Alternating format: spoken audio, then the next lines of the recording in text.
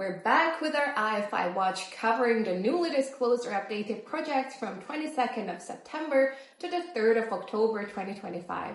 I will highlight some of the most interesting investments and advisory projects and show how they align with the broader strategies and policies of these institutions. Let's start with the IFC. This week, IFC's disclosures highlight a strong focus on sustainability and financial inclusion, unsurprisingly. Projects like Seraya SCA2 in Southeast Asia and Brookfield CTF at a global level are significant investments showing IFC's commitment to transformational projects in renewable energy and climate finance.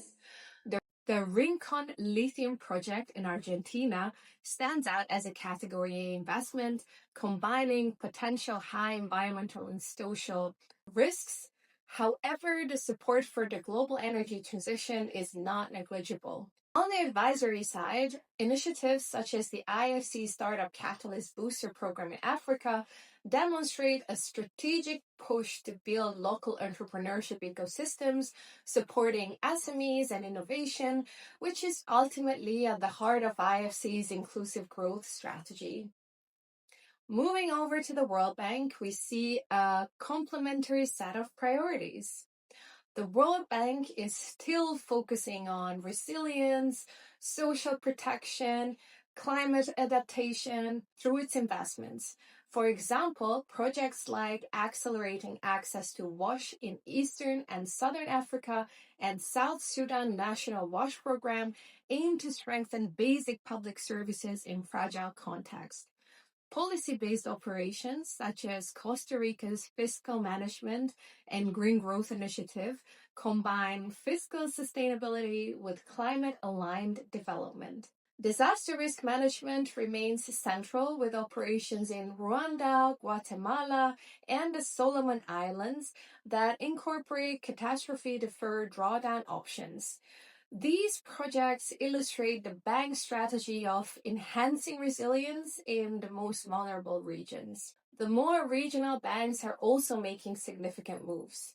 AIIB's solar PV projects in Indonesia, along with EBRD's initiatives in renewable energy and waste management, underscore a focus on climate and energy transition, something we've seen over the past few months. The EIB supports projects like Ukraine Emergency and Decarbonization Support and Alba Solar PV in Italy, showing a strong integration of climate mitigation with infrastructure modernization.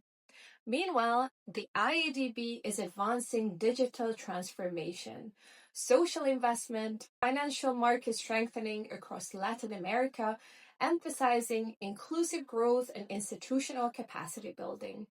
Finally, let's look at the African and Asian Development Bank projects. The African Development Bank continues to focus on resilience, agriculture transformation, and regional integration. Projects like Program to Build Resilience for Food and Nutrition Security, what a long name, in the Horn of Africa highlight climate adaptation alongside economic growth. The ADB's programs in India, Thailand, and Pakistan prioritize public health, SME productivity, and coastal resilience, reflecting its strategic emphasis on sustainable, inclusive development. Across all these disclosures, we see recurring themes: climate resilience, sustainable energy, water sanitation, digital governance, and SME support. These initiatives really demonstrate how IFIs are aligning investments and advisory services with their broader strategies to promote inclusive growth, environmental sustainability, and community resilience. Thanks for being with us today. We'll be back with more.